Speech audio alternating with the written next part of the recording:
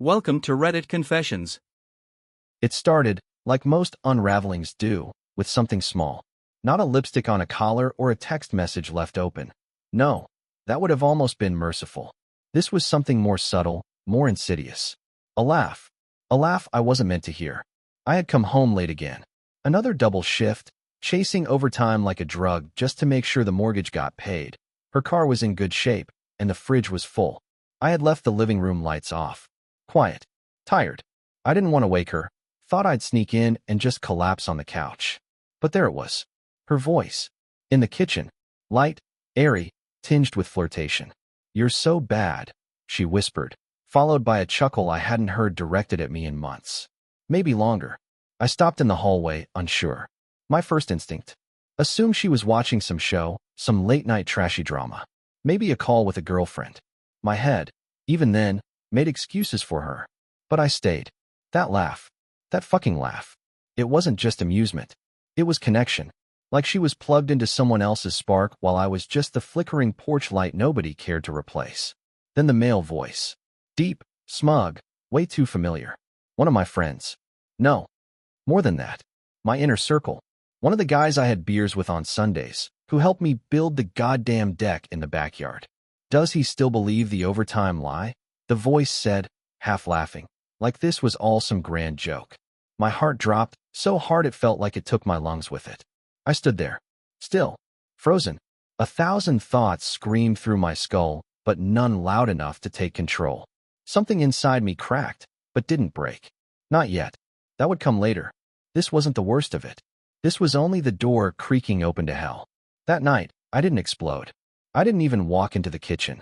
I slipped out the front door and drove around for 2 hours without music, without even turning on the heat.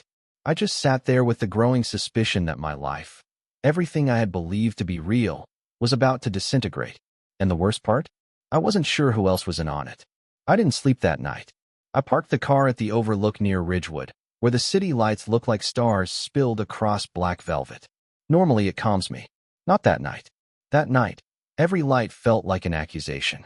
I ran the voice over and over again in my head. I was sure it was Chris. Or maybe Jordan. Or both. The voice was masked slightly. He was keeping quiet, but not enough. Not for me, anyway. I knew my friends' voices like I knew my own heartbeat. Years of camping trips, weddings, cheap bars, poker nights. That familiarity was carved into me. Chris, the best man at my wedding. Jordan, Jacob's godfather, unbelievable. My mind spiraled. I started replaying all the moments that had felt off. The weird way she paused when I mentioned inviting them over. The way Jordan had started dodging my calls. How Chris once made a joke that didn't land right about keeping your enemies close and your wife closer. It hadn't even registered at the time. There were too many patterns. Too many loose threads. And now they were all unraveling. And I was at the center, stripped bare. I didn't go home. I waited until I knew she'd be gone to work.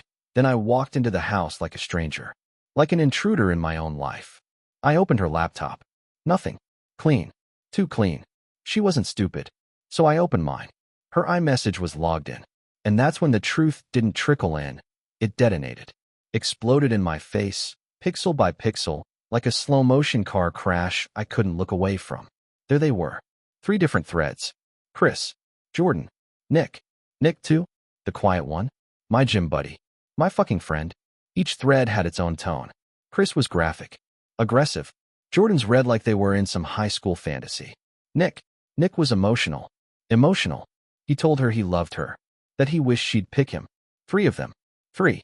It wasn't an affair. It was a goddamn committee. And they all thought I didn't know. They were right. I didn't. But now I did. And I was going to let that knowledge grow. Quietly. Like mold behind the walls. Because this wouldn't be a reaction. This would be a response. A slow, cold, methodical one. I spent the next week in a performance.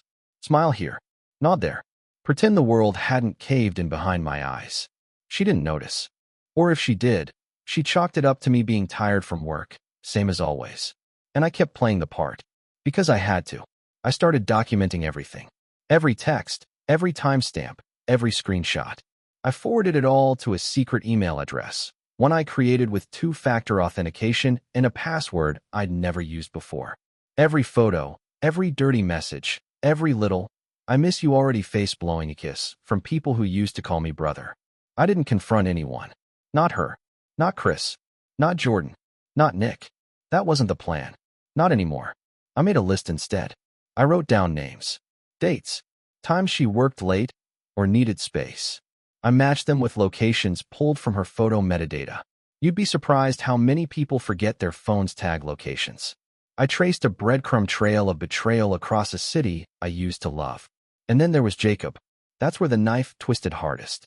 She texted Jordan a photo of Jacob in his Halloween costume, followed by, "He looks so much like you today." Its scary, pleading face. I had to step outside when I saw that. I dry heaved over the sink, then walked for miles. I didn't stop until my legs trembled. The thought that they were playing house behind my back, using my son as a prop in their game, that nearly broke me. Nearly, but not quite. That night, I called an old college roommate, Josh. He's a divorce attorney now, one of the best in the state. We hadn't spoken in years. I told him I needed to talk. No details over the phone. Just a quiet meeting at a bar an hour away. I didn't want to be seen. We met on a Tuesday night. I laid it all out, methodically, just like I had planned.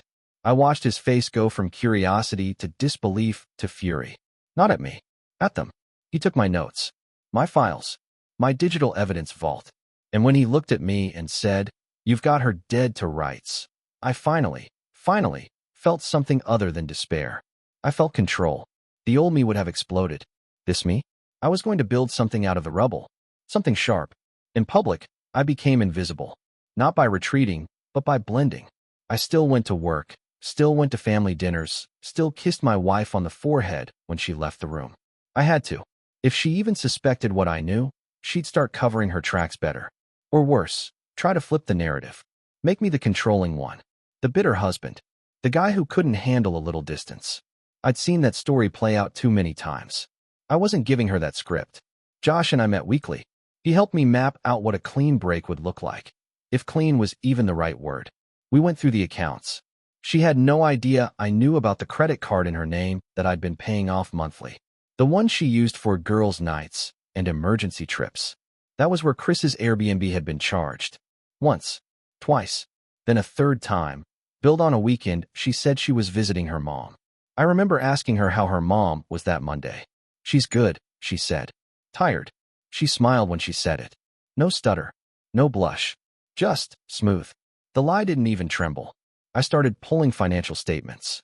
Anything I could prove I'd been paying. Her car, her gym membership, her phone. Josh explained something I didn't know. Financial infidelity could destroy any hope she had for alimony. Especially if I had documentation showing she was benefiting from the marriage while I was being deceived. It was like unearthing landmines, one by one. But that wasn't the hardest part. The hardest part was watching Jacob play with her on the floor, giggling while she tickled him, knowing that everything was a facade. That one day, this would all break. And he wouldn't understand why. He didn't know that his mom was in love with 3 men who weren't his father. He didn't know his dad was quietly preparing to take the only home he'd ever known and split it in half. I'd lie awake at night and stare at the ceiling, wondering how to shield him from a world I couldn't protect him from anymore. But I had to try, because I wasn't just ending a marriage. I was going to war for my son's future. I didn't expect it to get worse. But it did. It always does. A few weeks into my quiet operation, I got a text from Jordan. Casual. Out of nowhere. "Yo, man, poker night soon?" My stomach flipped. I hadn't been to poker night in months. Not since things got weird. Not since I started wondering if the people I laughed with were laughing at me behind my back. I wanted to reply, "Sure," right after I torture world. But I didn't. I said, "Yeah, let's set it up. Been too long." I showed the text to Josh. He raised an eyebrow. "You want to play?" "I want to watch them sweat," I said. And I meant it.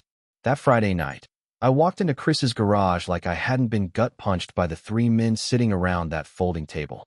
I brought beer, smiled, took my seat like nothing had changed.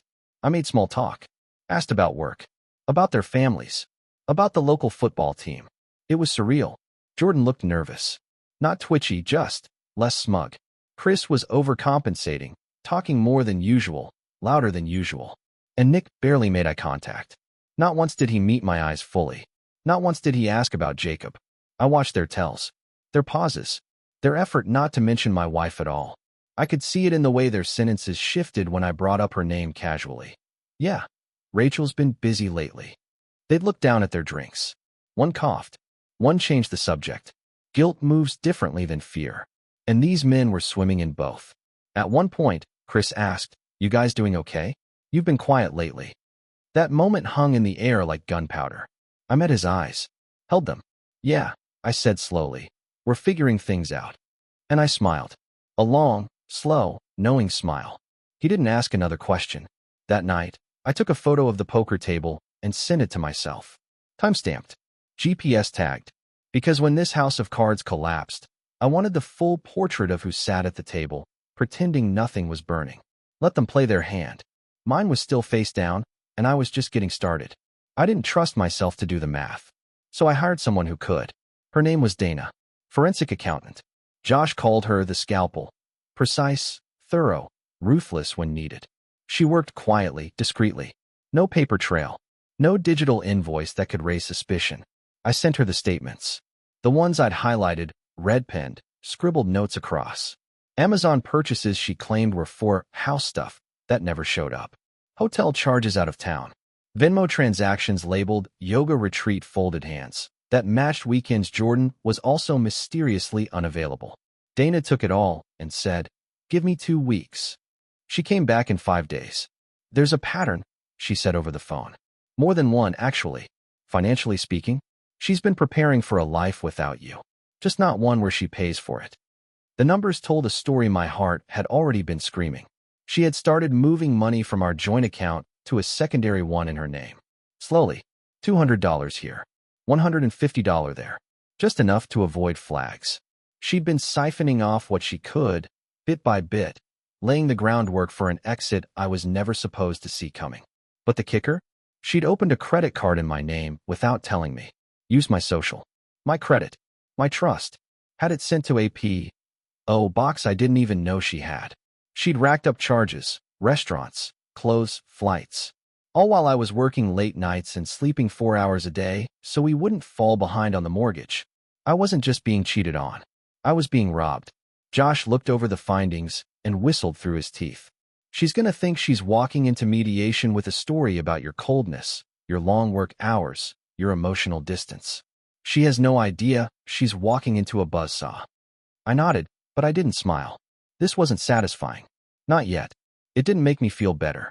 It made me feel hollow, like I was watching a video of a man getting his identity hacked while he stood by helpless. Only the man was me. But at least now, I had matches. And I was starting to build the pyre. I started testing her. Nothing overt. Just omissions. One night, I told her I had a late shift and would be sleeping at my buddy Ryan's place since we were carpooling early for a hiking trip. I kissed her goodnight, said I'd be back Sunday. Then I parked 2 blocks away and waited. An hour passed. 2. At 11:47 p.m., the porch light flicked on. I saw her silhouette in the window, backlit, pacing. She was on the phone, laughing. 12 minutes later, a car pulled up. I recognized it instantly. Nick's. He walked up the path like it was his house. No hesitation. She didn't even meet him at the door. He let himself in. A key. She gave him a key. I didn't need to see anything else. I snapped a photo. Then another. One with the car's license plate. One of the timestamp on my phone. Sent them all to Dana and Josh. I didn't cry. I didn't scream. I just sat there in my car, engine off, watching shadows move inside my home, while our son slept down the hall. The next morning, I came back early. Quietly. She was already up, in the kitchen, looking like she hadn't slept much. She smiled when she saw me. "How was the hike?" "Rained out," I said. I kissed Jacob on the head, poured my coffee, and sat down at the table across from her. That's when I noticed it. Her eyes scanned my face longer than usual. Something unsettled her. Maybe she felt it, the stillness in me. The absence of confusion, of longing, of trying. I was done playing the lost husband. She didn't know it, but I had already filed the paperwork. The evidence was filed. The financial statements notarized. The petition signed. What came next wouldn't be a fight. It would be an execution. I'll never forget the morning the papers were served. It was a Thursday. Cloudless. Quiet. Jacob was with me that day, and I had dropped him off at daycare like usual. She had no idea what was coming. She was on a video call in the dining room, still in pajama bottoms, but with makeup on for the camera. Something work-related. She barely glanced up when I walked past to grab my keys. The same indifference I'd grown used to. At 10:07 a.m., the doorbell rang. I had just pulled out of the driveway when I saw her through the rearview mirror open the door. She looked down at the envelope, spoke briefly to the process server, closed the door slowly. Then came the text, 15 minutes later. "What is this?" I didn't reply. 10 minutes later, another. "You're really doing this?" Then a call. I let it ring. Another message. "Can we talk? Please. Not like this." Still nothing from me. Josh told me this moment would come. That when the illusion collapsed, she'd spiral, not because of love, but because of control slipping from her hands. He was right. By 2 p.m., she had sent 9 messages, all different tones. Some pleading, some angry, a few veiled in guilt. What about Jacob? This isn't fair to him. But the one that stood out. "You're throwing away 15 years because you're upset?" That was the moment I finally felt something sharp. Laughter, maybe, but not the joyful kind. The hollow, bitter kind that slips out when you realize someone still thinks this is about feelings. No, this was about reality. She had gambled everything and assumed I'd be too broken, too passive to act. And now, she was realizing she had bet wrong. She showed up at my temporary apartment 3 days later. I knew she would. I had moved out just after serving the papers. Jacob stayed with me that first weekend under the agreed parenting schedule. Neutral territory. A quiet neighborhood. A place where the walls didn't echo with betrayal. She knocked like she still lived here. I let her wait. Long enough to remind her this wasn't her space. When I opened the door, she looked off. Not like she'd been crying. Just disarmed. Like someone who had walked into the wrong play and couldn't find her line. "I just want to talk," she said. I let her in. Sat across from her at the kitchen table. No hugs. No small talk.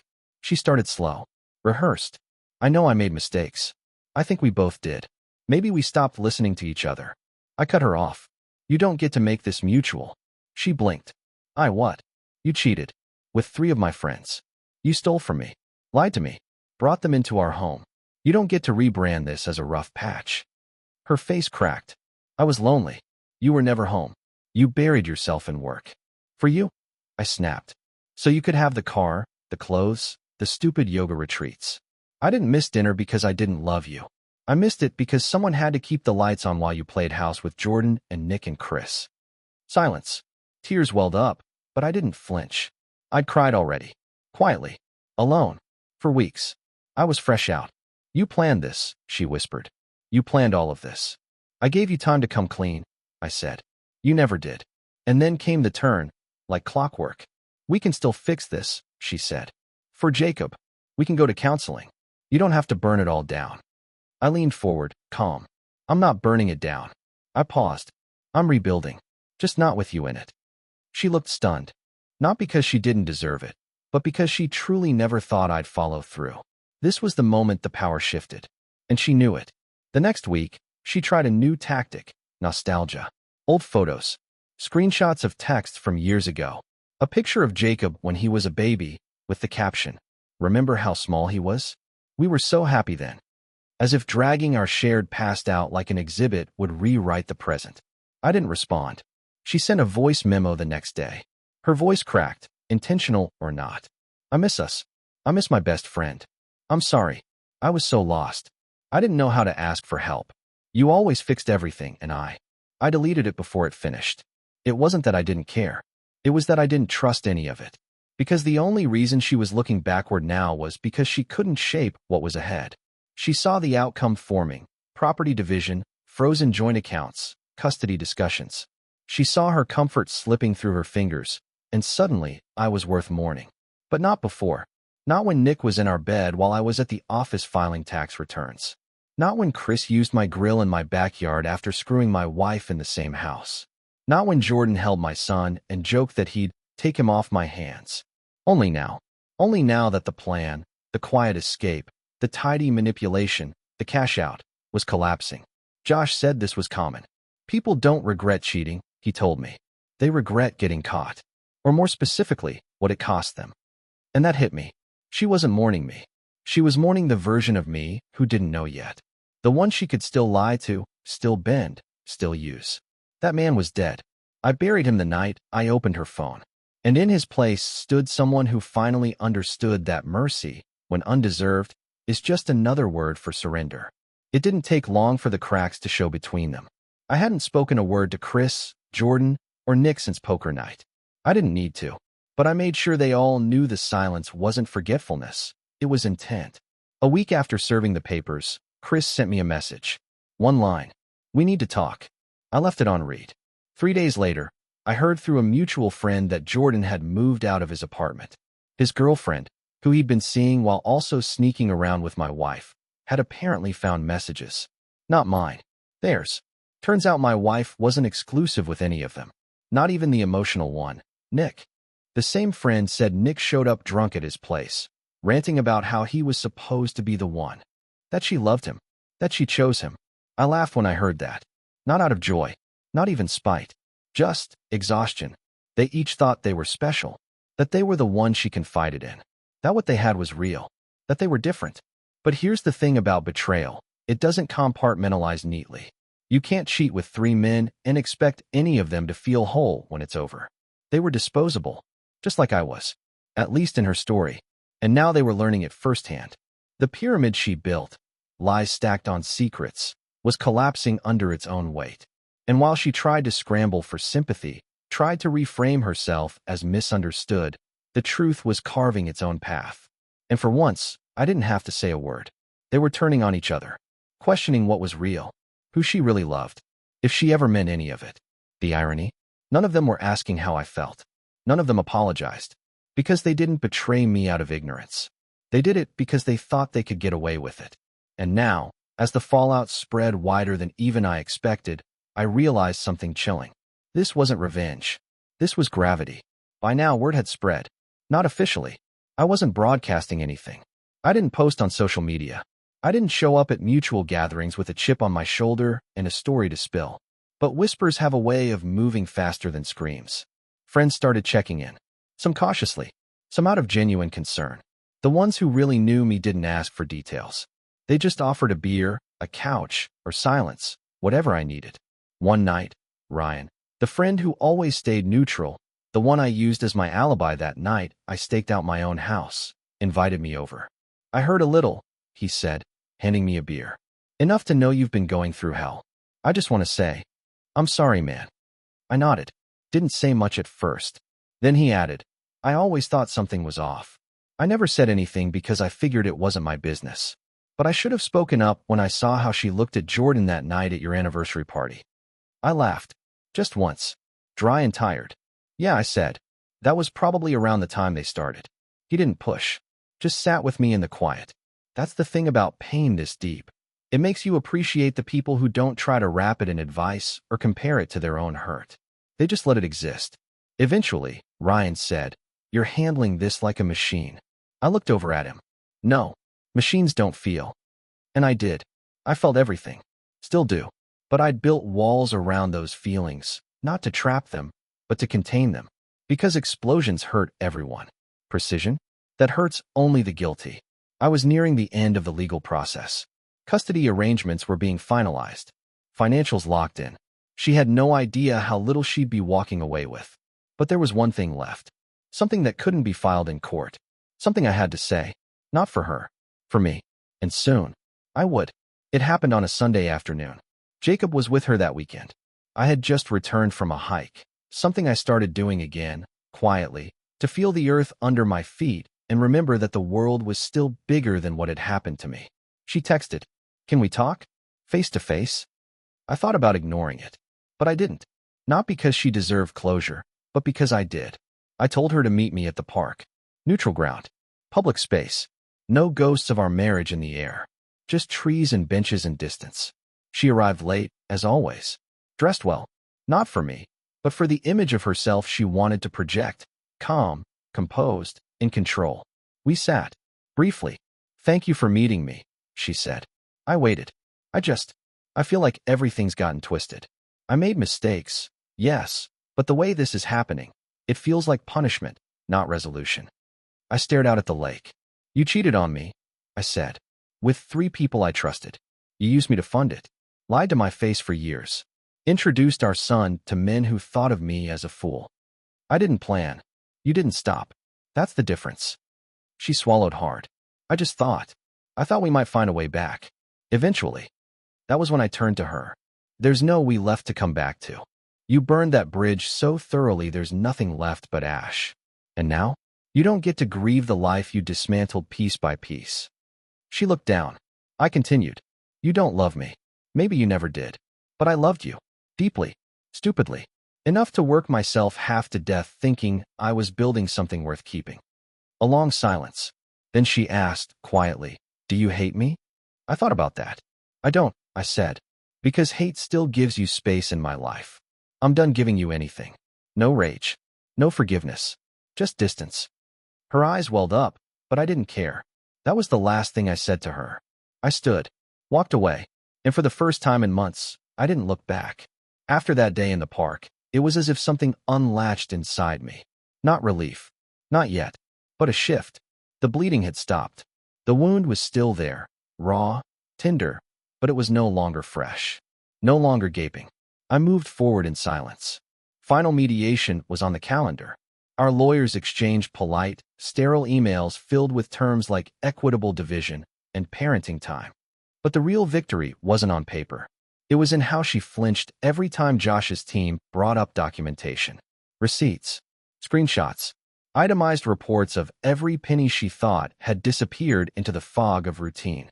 She had expected the emotional fight, the begging, the bargaining, the drama. Instead, I had handed her facts. And facts don't argue back. She tried, briefly, to paint me as cold. Said I'd shut down emotionally. That I withdrew. That I stopped trying. Josh responded with a timeline. Side-by-side breakdowns of her affair dates and her financial activity, set neatly against the nights I worked double shifts or canceled trips to save money. She went quiet after that. In mediation, she didn't speak once. Let her lawyer do the talking. Her eyes flickered at times, toward me, toward the floor, toward nothing in particular. But she didn't say my name. I signed the papers with a steady hand. When it was done, Josh shook mine and said, this was surgical. I didn't smile. It wasn't about winning. It was about ending. The thing about betrayal is, it doesn't just break what you had. It poisons the past. Makes you doubt every laugh, every shared look, every, I love you. But in the clarity that follows, you get one rare gift. You never have to doubt your decision to leave. The social unraveling came next.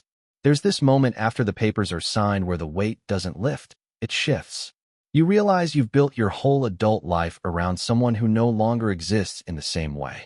Or maybe never existed at all. The photos came down. Not just the ones on the walls. On my phone. On my computer. On every app and backup and hidden folder. I erased her face from every corner like clearing mold from a crawl space. The ones of Jacob I kept, obviously. But even those were hard to look at sometimes. Because in the background, there she was. Smiling. Pretending. Framed in memories I could no longer trust. Mutual friends started choosing sides, or more accurately, started choosing silence. Some stayed loyal. To me, to decency. Others vanished. People I'd helped move, hosted for holidays, picked up at 2 a.m. because they were too drunk to drive. Gone. No explanation. One even messaged me. I just don't want to get involved. As if infidelity, manipulation, and betrayal were just inconvenient topics at brunch. Fine. Let them fade. I purged my accounts. I unfollowed, unfriended, untagged. I muted names that triggered bile. I removed group chats where her name still floated around like a bad smell. Every digital string that tied me to that life, I cut it. You'd think it would feel freeing. It didn't. It felt sterile. Like cleaning up after a crime scene that the detectives never showed up for.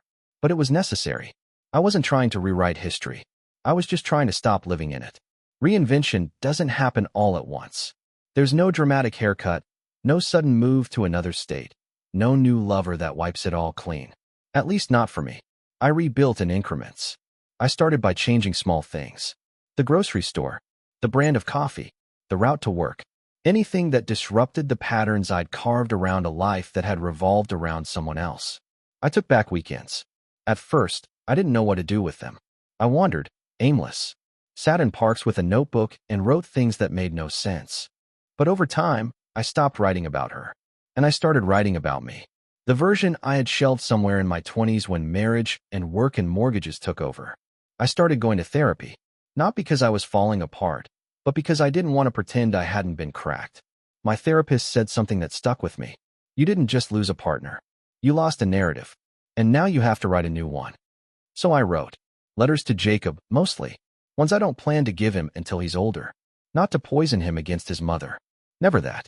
But to give him the truth if he ever needs it.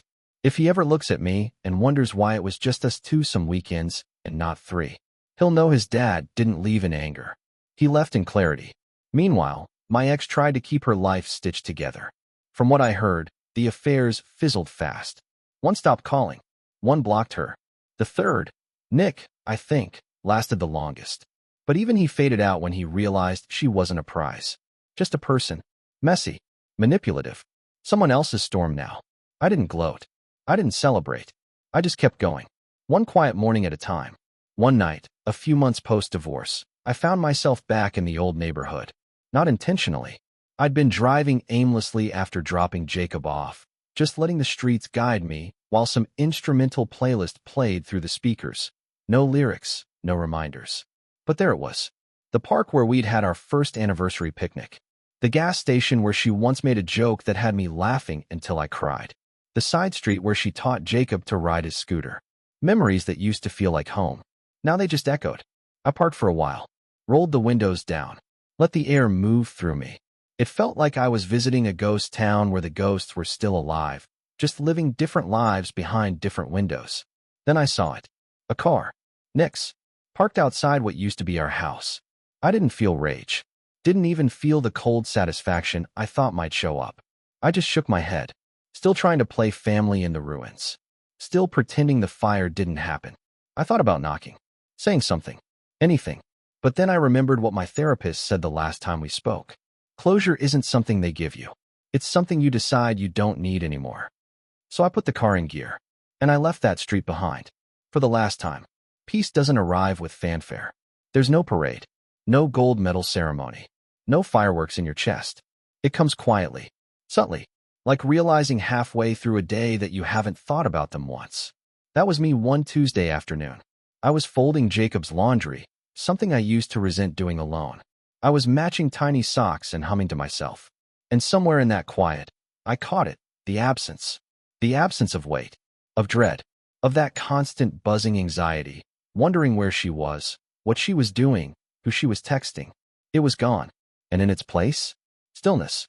Not the empty kind. The earned kind. I'd made it through. Not untouched. Not unscarred. But intact. Jacob came in as I was stacking shirts. Can we go get pancakes, Dad? I smiled. Yeah, buddy. Let's go. That was it. No drama. No brooding. Just two people rebuilding a life out of something that tried to break us. There's no perfect ending to this story. No cinematic kiss. No heroic monologue. Just this truth. Some people love you like it's a season. And some people leave. But if you do the work, if you stay steady, clear, and ruthless about protecting your peace, you end up with something better than what you lost. You end up with you. Months passed. The dust settled. Lawyers moved on. Friends found new dramas to circle around. Even the house, the one she fought to keep, was eventually listed. Too much for her alone, I imagine. Or maybe it was too full of ghosts. What never came was an apology. Not a real one. Not the kind that admits truth without negotiation. Not the kind that says, I did this, and you didn't deserve it. I stopped waiting for it. She texted a few times, trying to soften her image. Usually around milestones, Jacob's birthday, our old anniversary, a memory Facebook dug up. Each message a dressed-up excuse. We were both unhappy. It was never meant to happen this way. I wish I could explain. But she never said the one thing I needed to hear.